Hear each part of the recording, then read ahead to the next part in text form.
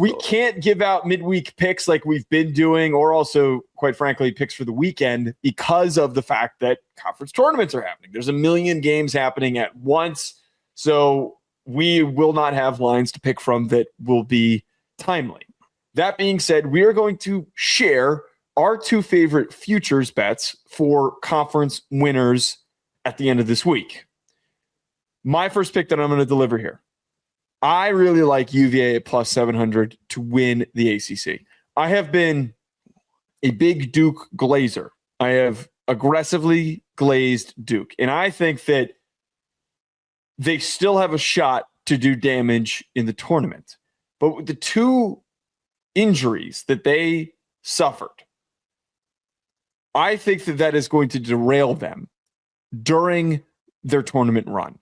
It has been so I keep trying to find and figure out when they're going to get healthy, and it has been so unclear. I think that this UVA team is solid. I think that they have the opportunity to get revenge and to be able to win in the championship against them in the ACC championship game.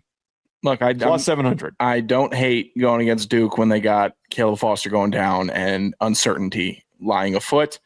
Duke always feels like a team that's going to go all out to get a 1 seed. I feel like they pride themselves on being 1 seeds. Plus 700 is kind of crazy for a team that's lost 2 players. I know that's right for like the next team up. That's why I would grab that. That's why I'm grabbing that now. Is the timing of it for that to be the odds to be that long? It's a big gap for Duke still to be favored, and they're a good team. I'm not going to run that down. Shire did a great job with that team this year. They've got absolutely dominant players. I don't have a full team. And the full team conference tournament run, what happens if you just get by one game? What happens if you just squeak by and then you got to show up right the next day and not squeak by? I think these basketball teams are a little fickle now. Not a lot of continuity and bravery. Yeah, it's fine with me. My first future Big 12 champion, Chalk Sean back at it. Arizona plus 110. Love this Arizona team. I love the Arizona team all year. Arizona's made me a ton of money all year. Koa Pete is a fantastic player, maybe my favorite player in college basketball this season. Just a strong, studly forward that jams it with authority. Braden Burries has been great. Very fan fiction of you to describe him that way. That's what he is, Joe. I'm telling you. He's like a superhero out there. He's a non-fat Zion with Zion on the brain. He's not lethargic. He's not slow, but he's explosive. So I like this Arizona team. I'm staying chalky with it. Big 12's got great teams. It's going to be a good conference tournament, but Arizona's been my horse all year. My only problem, I just decided immediately when I was doing notes for this, I'm like, I'm not touching the Big 12. No, I feel like the Big 12 is a chaos agent, and I don't want to put my hand in the hornet's nest, man. What are you, yella? Yeah, I am yella, man. I am. Because does Iowa State randomly pick up some steam? Does Houston potentially end up making noise? No, I wouldn't go. Iowa State maybe. I wouldn't go with Texas Tech with their injury issues as well. The one biggest wild card that comes with all of this is Kansas. They're the most that's the boogeyman volatile team. Where one game they look like dog ass, and then the next Darren Peterson's popping off. And I think that they're past. I think that Darren Peterson has taken enough heat for his whole lack of commitment and buy-in and him stepping out of games. I feel like they're kind of past that. And I feel like I know I can't say with certainty because it's so unclear. I am not drinking that Kool-Aid, but I will acknowledge the Kansas boogeyman that they could come reaping anytime that they want to. So it's it's a little sweaty if you're looking at it and you're looking at how deep the Big 12 is. But Arizona, I've just enjoyed watching them so much this season. I made a good amount of money from Arizona basketball, so I'm happy about them. Another team that's made me a lot of money. I'm going to go with Michigan. I only get them at minus 105 to win the Big 10. I mean, I was scrolling when I was going through all the odds. I was like, they're only minus 105. They feel like the biggest no-brainer, which I'm shocked that you're going with another Big 10 team as your other pick. They feel like such a damn no-brainer. Minus the Duke loss, which that was an incredibly tough game. They have been unstoppable. They have been just mauling everybody in front of them.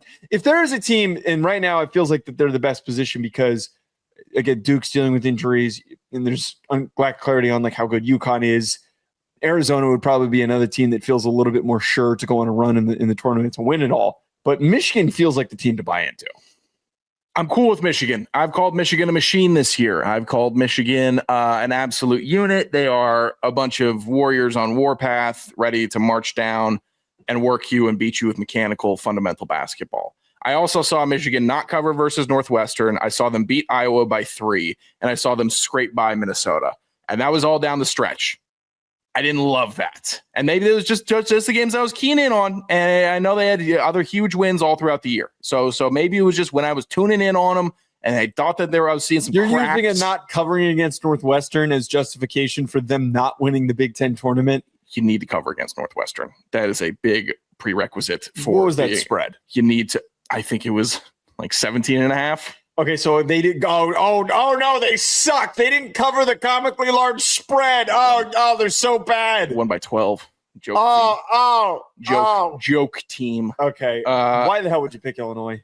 Illinois has so many freaks on their roster that if they wanted, if they wanted to turn it on and decide to introduce themselves to the college basketball world, for all of you that aren't seeing these big lanky Europeans, what is it? It's not, they're not galloping, but it's like the big leap, they're vaulting themselves down the floor. Jump?